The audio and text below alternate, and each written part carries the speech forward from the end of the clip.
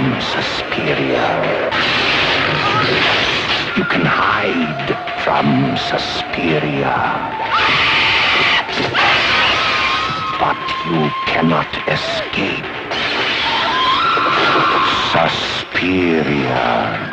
Rated R.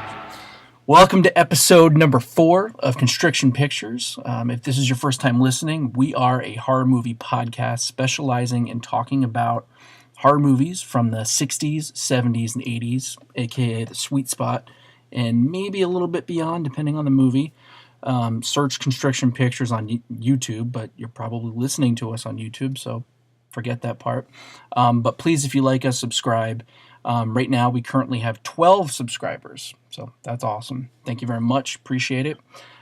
Shoot us an email at constrictionpictures@yahoo.com if you'd like to come on and talk about a particular film, or just drop us a line. Let us know what you think of the show. Also, check out the original blog version of Constriction Pictures over at constrictionpictures.blogspot.com. That's a lot of Constriction Pictures. So tonight's guest is Christie Heutmaker.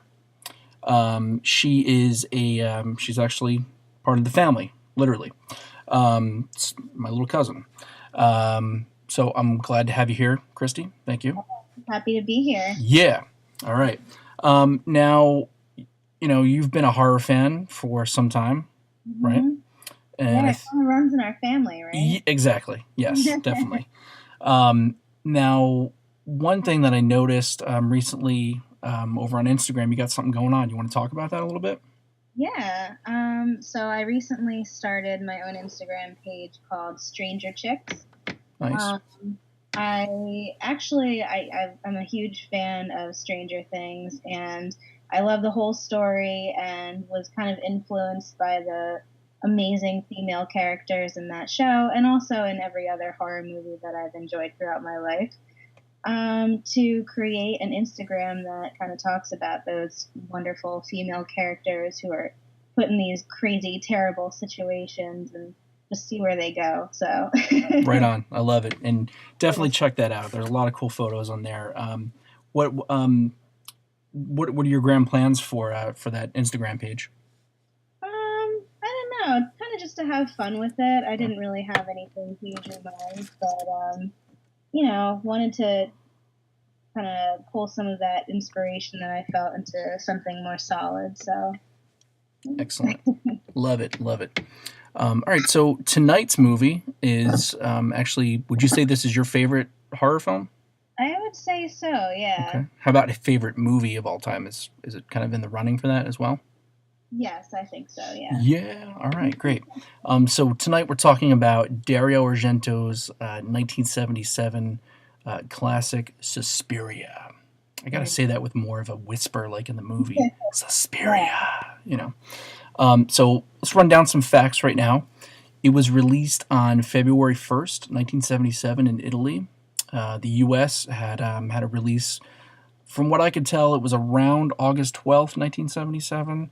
I think there was something maybe in San Francisco, like August 10th maybe, as well. It made $1.8 million at the U.S. box office, which isn't too bad. It was distributed by 20th Century Fox here in the States, so that's pretty cool. Now, Dario Argento wanted Jessica Harper for the lead after seeing her as Phoenix in Brian De Palma's Phantom of the Paradise. Have you ever seen that? No, I haven't seen that, actually. You got to do yourself a favor and check that out. It's a great little film. I'm not much of a musical guy, but Phantom of the Paradise, hell yeah. Now, one of the other things, too, and we'll talk about this in a little bit as well, it was also released in an R-rated 92-minute cut here in the States. I'm not too sure of all of the cuts in that particular version. Have you seen that version? I'm not sure, to be honest with you. Okay. Well, we'll change that soon. Now, the woman who plays Helena Marcos, she wasn't credited. Jessica Harper did state, though, that she was an ex-hooker whom Dario Argento found on the streets of Rome. No way. That's pretty rad, huh? I have no idea. Whether or not that's true, I don't know. Now, I'm really surprised. I know, right?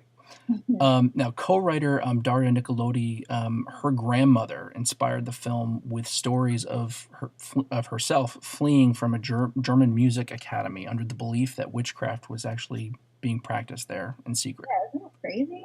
That's wild. Have you been to Europe?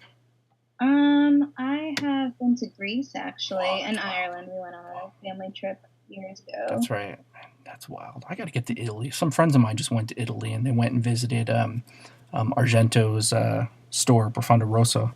Yeah, I'm dying to go there. Oh man, one day. Now, do you remember the first time you saw Suspiria? The first time I saw Suspiria, I was in college, living with a whole bunch of friends, and I think that they had heard of the movie actually because they had heard of Goblin first. Right. And for those of you who don't know, Goblin wrote the soundtrack for Suspiria, and I can't imagine a more perfect soundtrack for that movie. Pretty much. I totally agree on that. Yeah, like it fits it so perfectly. And that first death scene with Pat, yeah, it almost feels like a music video for. Oh yeah, for sure. Playing, it's pretty awesome. But yeah, I was just hanging out with a group of friends and really just amazed by the visuals of this movie. Like I had never seen anything quite so detailed and beautiful in a horror movie before. Right. So. I mean, those colors, they just. I mean, when I was watching it recently, I was I felt like I was in a dream. Yeah. Yeah, totally. And then all the bright, beautiful colors. I mean, geez, I wish I had that sort of insight when I was trying my hand at making films. Not really doing so hot on that. Now, the first time I saw it was actually the Anchor Bay. It might have been maybe around the same time frame that you saw it. The Anchor Bay limited edition DVD set that came out around 2001. Okay. I knew who Argento was. Obviously, his connection to Dawn of the Dead. That's how I knew who he was. Yeah. Reading about him in Fangoria, and obviously hearing about all of his films and stuff. And I figured, well, this might have actually been the first Argento movie I saw. No, I take it back. Because I saw Tenebrae first. Okay. I had bought, again, from Anchor Bay when they started releasing the Dario Argento collection in the late 90s on VHS. Oh, that's awesome. Yeah, got that in Phenomena. But literally, I remember it very vividly, like just sitting at home and being like, you know what? I want to go buy Suspiria. And I hopped in the car and drove down to the mall and bought the limited edition, which has like... I guess it has the movie on one disc. The second disc is like this 52-minute documentary and some other extras, and then the third disc, of course, is the Goblin score that you were talking about, and that's a great addition to the collection there. Now the characters. Do you have a favorite character in the movie? I really like Sarah. Sarah. Mm-hmm. I love Susie. I love how smart she is and how brave. She just kind of goes after everything. Yeah. But I love Sarah, and I think that Sarah's death was the most hard-hitting for me. Mm-hmm. You talked about it being dreamlike, and I think that that's one of the most dreamlike scenes in the whole movie. Oh, yeah. He's got that crazy balance of, like, super bright, gorgeous color with these dark, nightmarish shadows. Mm-hmm. She's running away from this, unseeable character, and she ends up in that room, and the part where the killer is trying to open the locked door, and he's just going at it over and over and over again. That's so dreamlike, Yeah, totally. Now, is that and I guess this is something that I've never really been sure of. Is that razor wire or is it barbed wire or what? I think it's meant to be barbed wire. Yeah. But apparently, they cut all the razors off of it for the filming. But apparently, it was actually still really painful for Holy hell. Stefania Cassini, who's playing Sarah. Yeah, man alive. That was one of the things I wanted to talk about in a little bit was the kills. But since you already brought that one up, I think that's probably my favorite kill in the movie. Yeah, I love it. It's just so brutal. Yeah. and I mean too with having barbed wire, razor wire, whatever. I mean, I remember from being a little kid, growing up around horses and stuff and seeing barbed wire all the time. And I mean, there's just the visceral imagination running wild when I see barbed wire, and then to see it used in a movie like that, it's like, man, that it definitely it hits home, like you said, and I think that it kind of makes you stop for a second, and go like, ooh, that probably didn't feel too hot, Yeah, totally. And to know that it actually hurt her in real life, like, it's not too surprising, Right. But yeah, it's such a brutal murder, and then to see her like struggle through that wire, and then on top of that, get her throat slit and have pins pushed through her eyes. Yeah. Oh man. Who now? Speaking of all that, and maybe you've, since it's your favorite movie, maybe you've sort of dived deeper than I have. I know with Argento and his relationship with Daria, he used to kill her in a lot of his films. Mm-hmm. I wonder if all the stuff that happens to Sarah was meant to happen to Daria. Obviously she's not in the film, but just the amount of, it really puts her through the ringer with that murder. It's just like, oof, man alive. Yeah, definitely. Well, apparently Daria actually wanted to play the lead. She wanted to be Susie. Mm-hmm. And then I think Daria was kind of just like, no, I really liked Jessica Harper for Susie. And then so it sounded like Daria wanted to play Sarah instead, but I think she was injured before the filming started. Oh, wow. So she was replaced by Stefania Cassini. So yeah, I could totally see that, That's wild. Another interesting person, Olga, was played by Barbara Magnolfi. I'm not sure if I'm saying that correctly. Forgive me, Italian listeners. But the interesting thing about her, her character, she's a bit of a bitch. Yeah, she really is. Names which begin with the letter S are the names of. Yeah, right. The cool thing, one of the and this kind of goes back to we were talking about the 4K restoration from Synapse, and if I'm not mistaken, she was at this thing because of that 4K restoration. So I go here in Chicago, we have the Flashback Weekend horror convention, and it was probably last year, maybe it was last year or a year before. They had what they do is they always screen movies there, and there's a theater nearby. But we always end up skipping the screenings because we just hang out in the bar and hang out with the celebs and talk shop, and we're there all night and it's hella fun. But they were showing Suspiria in the new 4K restoration. A bunch of our friends went there, and Barbara was actually a guest at the show, and I think she was there to actually introduce the movie. Mm-hmm. And we did see her at one point. She'd come through the bar, so we said hello and took a photo with her and stuff. She's still as beautiful as she was in the film, so I was like, whoa, that's awesome. Good for her. Yeah. Now we've also got Alida Valli as Miss Tanner. Mm-hmm. And I'm not sure if that was her actual voice, but that voice. Oh yeah. Running around, I'm like, holy shit, Yeah. And then we've got Joan Bennett as Madame Blanc. That's great casting right there. And then of course Udo Kier as Dr. Frank Mandel. He pops up in a little bit. Now, moving ahead, to get to some of the kills, we already talked, a little bit about one of them. Another one that I think kind of stands out for me is when Daniel is killed by his own seeing eye dog. Yeah. That's pretty nutty. It just it felt like it came out of nowhere. Yeah, exactly. Now the thing that's cool about that, and maybe I'm wondering, with Italian horror cinema and stuff, Argento did that in '77, and then Fulci goes and does it in The Beyond, in 1981, which incidentally, both of them were seeing eye dogs, so that's kind of interesting. I just thought about that.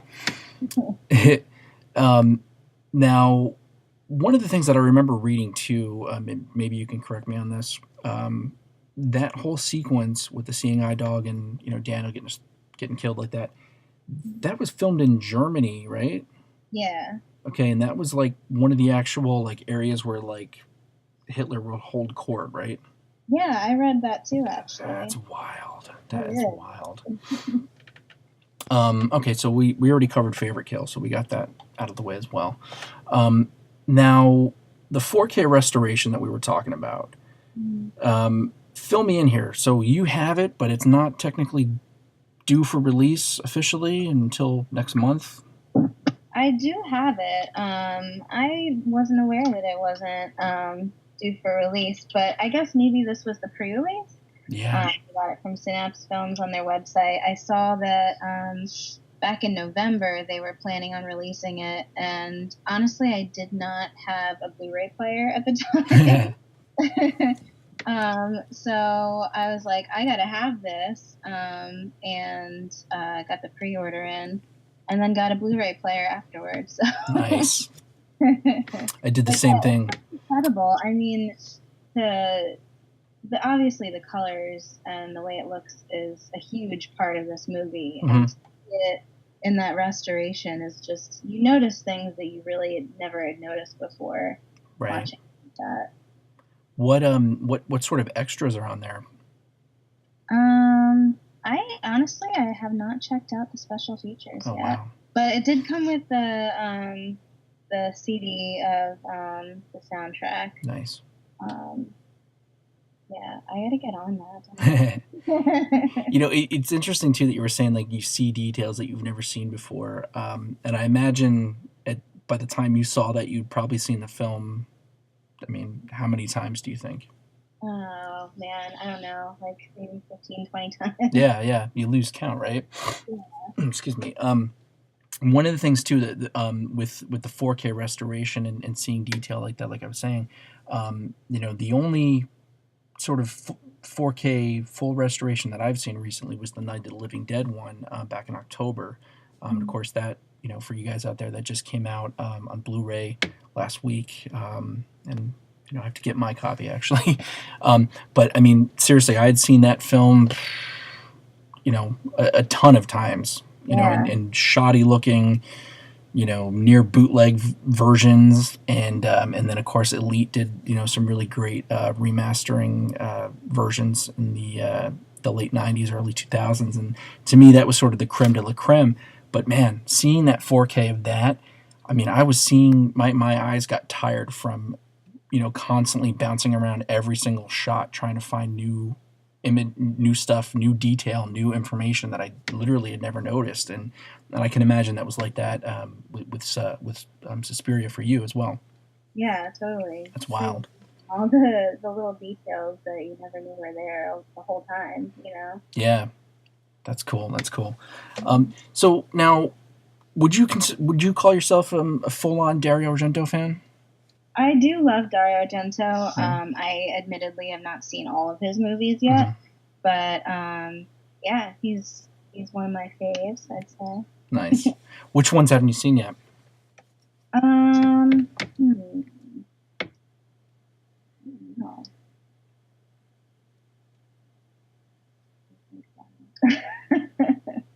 I haven't seen a lot of his newer movies. I hear that they're not that great, and that'd be kind of disappointing for me to. Yeah, I'm in the same boat with you. Honestly, Yeah. I saw the trailer for that Dracula 3D thing, and I was like, I was stunned just by the trailer. I was like, this is a joke, right? I know, it's kind of like, what happened? I did see Mother of Tears because I had to, complete the trilogy here. And wasn't completely blown away by it. I guess I got to give it another watch because I feel like all of his movies deserve multiple watches. Sure.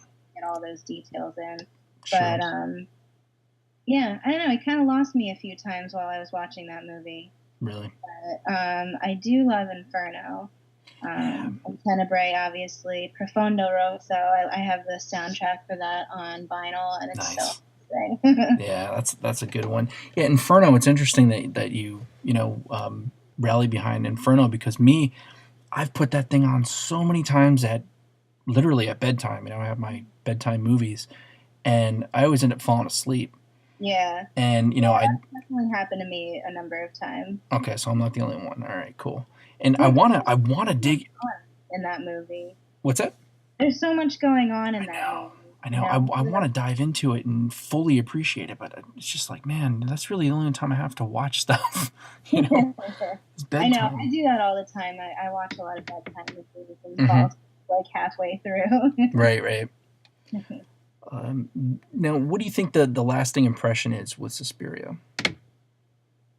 Hmm. Um. I don't know. I mean, it's just a nightmare of a movie. You Hmm. know. Um. I always think about the soundtrack. Like, I guess I get the soundtrack stuck in my head more so than like just random scenes. You know. Sure. And I'll think about I'll hear the soundtrack and I'll think about whatever random scene or colors that. Right, that's the thing, the color, and it's interesting that you say that too, because not just with movie soundtracks, but with regular, regular music that I listen to, I will see colors Hmm. when I'm listening to a certain song, and maybe it's related to that particular record, that the song comes from, that album cover. I don't know, but I still like I see it's weird how it generates colors in my mind, so I can totally relate to that with Suspiria's score as well. Yeah, yeah, super vivid colors. You know, I mean, I think that's such a huge part of the movie. Definitely. Would Apparently, it was the last movie shot in the three-strip Technicolor. So it shows because that color, man, it just pops, and I gotta get on the restoration of that, because looking at the DVD that I have, I was like, man, the image is good, but it's a little soft, I guess, in spots. hmm And I can only imagine, turning out all the lights, watching that movie, and having those colors truly, fully pop. You yeah, know. yeah. And it's cool to me how such a bright, colorful movie can also be so scary at the same time. Mm-hmm. You know. Oh, definitely, definitely. Would you say that Suspiria is Argento's sort of defining film? I'd say so. Yeah. Yeah. I mean, there are so many things that are just so exclusively Argento in Right. this movie, and you can sense little bits of it in all the rest of his movies. So, Right. Right. Yeah. I think if I had to, if you held a gun to my head and said, introduce, you know, introduce someone to one of his films, I would probably show them Suspiria, just because it's sort of, I think it's at him at the top of his game.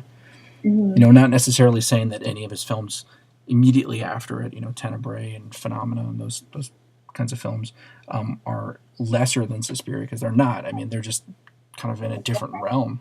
yeah. You know.